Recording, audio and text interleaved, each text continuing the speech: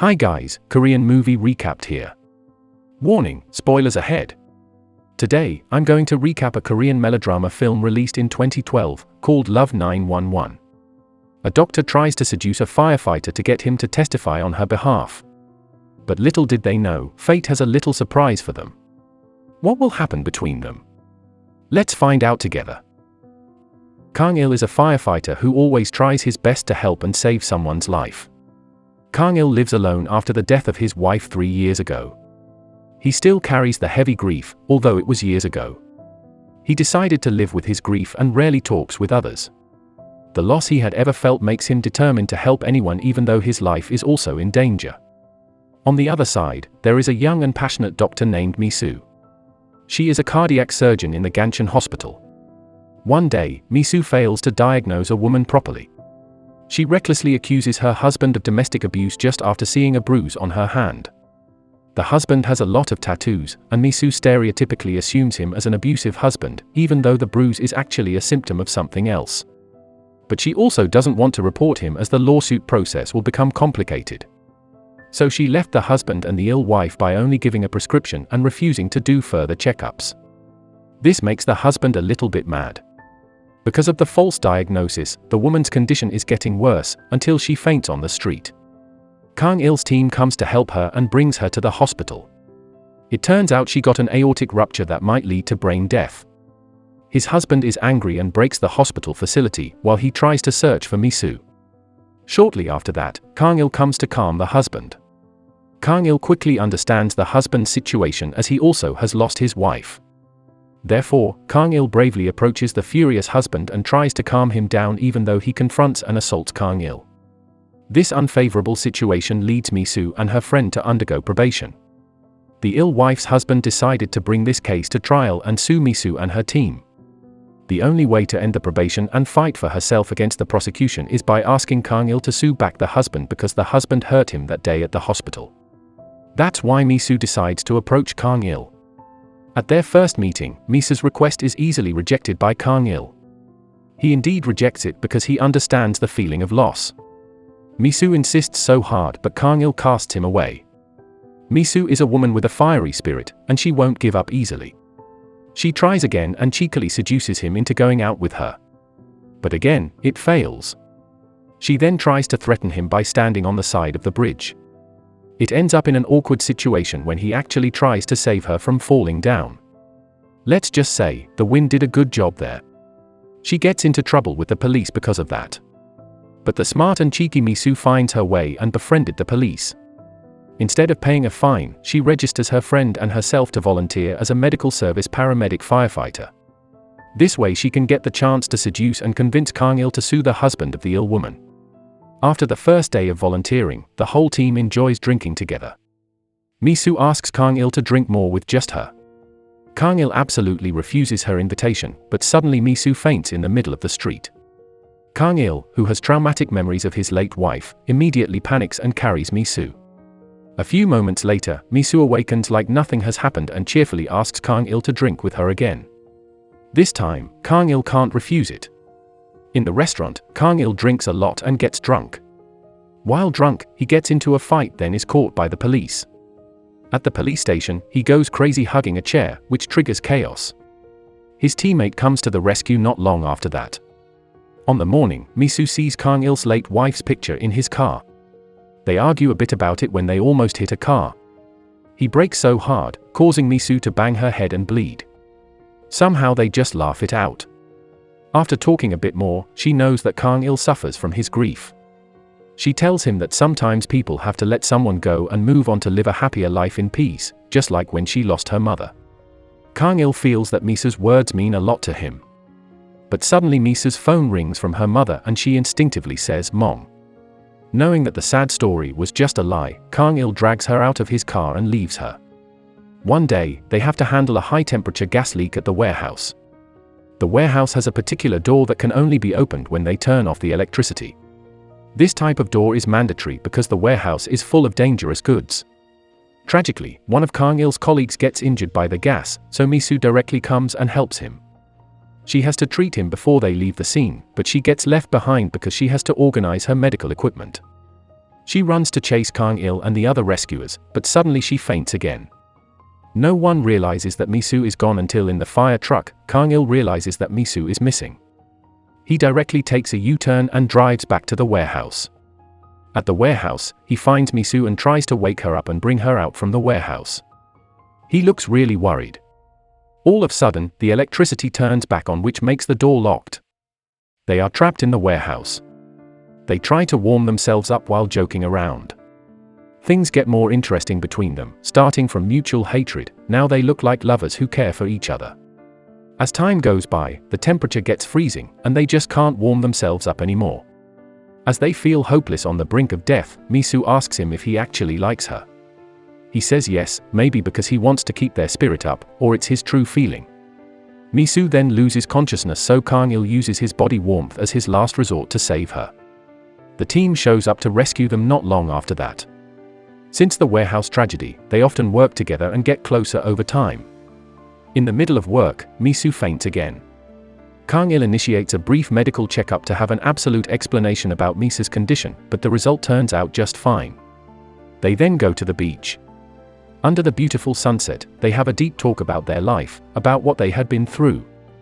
Then over a night snack and some drinks, Kang-il shares some more stories about his late wife. This makes her understand his grief after losing his wife. They find comfort in each other when they share the most bitter things in their lives. Mi-Soo brings the drunk Kang-il to a hotel and observes him carefully as he mumbles about his late wife in his sleep. She lies beside him to comfort him. One thing leads to another. They end up having a passionate kiss in the morning, which starts their wonderful relationship. They often meet and spend time together as a couple. Kang-il looks happier when Mi-Soo's around. He starts to let go of his sadness. Nevertheless, their life as a couple indeed had ups and downs.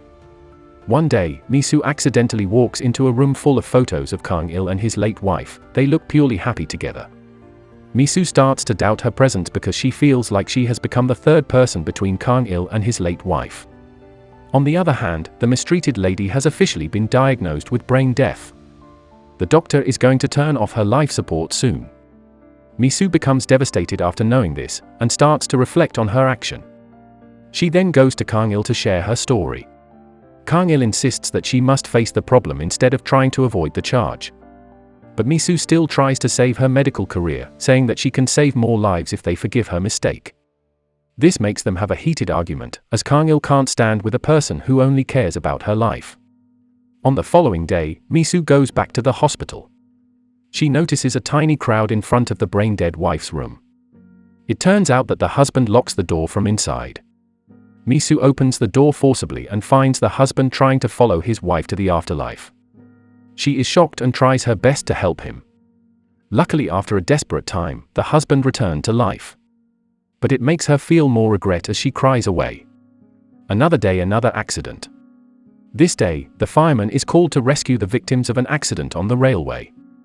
Mi-Soo is still volunteering the rescue.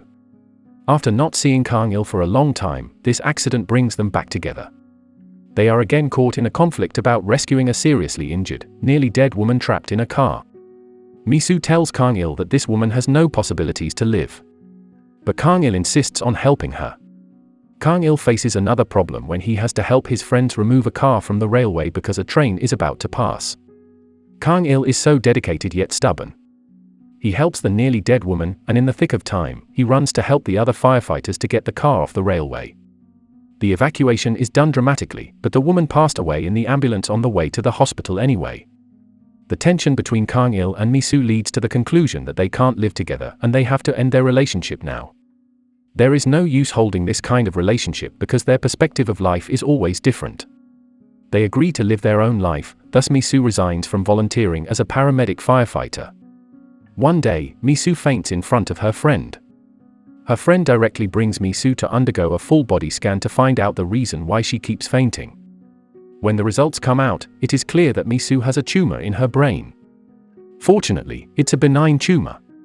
So an operation can save her with a high chance of success. This shocking news makes Mi-Soo reflect on her life again and apologize to the husband of the brain-dead woman. The husband also conveys his gratitude for saving his life, but he honestly says that he can't forgive Mi-Soo because every time he sees his wife, he finds it hard to let her go.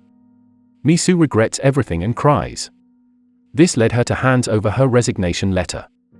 Mi-Soo then meets Kang-il at the firefighter station. They catch up a bit and go to a nearby church. She admits her stupidity when she misdiagnoses the brain-dead woman. She also expresses her love for Kang-il and regrets her actions that caused them to separate. Mi-Soo still loves him even though they can't be together anymore.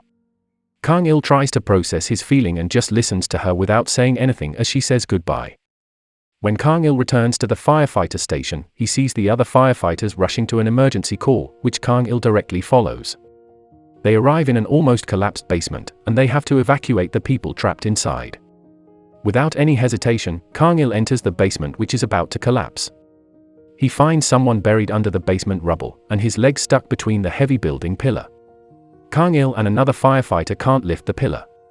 Some of the firefighters give suggestions to amputate the man's leg, but Kang-il can't bear it and rejects the suggestion.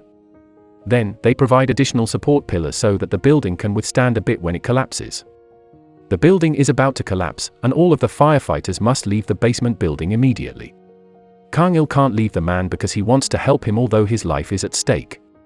As the construction began to collapse slowly, the pillar that had hit the man moved slightly, creating a gap that eventually gave a little space for his legs. Kang-il carries up the man and moves quickly, but he's too late. The collapsed building falls on him and the man. They are buried in the rubble. This incident caused the entire fighter to immediately search for Kang-il and the man's body. The radio also instantly broadcast the latest news about one of the firefighters crushed by the rubble. Mi-Soo, who is driving a car, accidentally hears the news. She panics and shortly turns her car to go to the collapsed building. She is so afraid of losing Kang-il. After a long search, the rescuer finally found Kang-il and the man. They are both fine. Knowing that the news is broadcasted through the radio, Kang-il directly runs to meet Mi-Soo as he realizes that Mi-Soo must be worried about him. The story ends dramatically when Kang-il and Mi-Soo meet again. They hug each other tightly and look very grateful to meet again. They finally realize that they need and complement each other after going through several ups and downs in maintaining their relationship. They both learn to understand each other, although they have different perspectives on life. Judging someone from appearance causes nothing but discordance. As what's seen outside ain't reflect what's inside. Assumptions only reveal shallowness, beyond stereotypes lies humaneness. What do you think about their story? Let us know what you think in the comment section. Don't forget to subscribe and like the video. Thank you for watching, and as always, see you next time.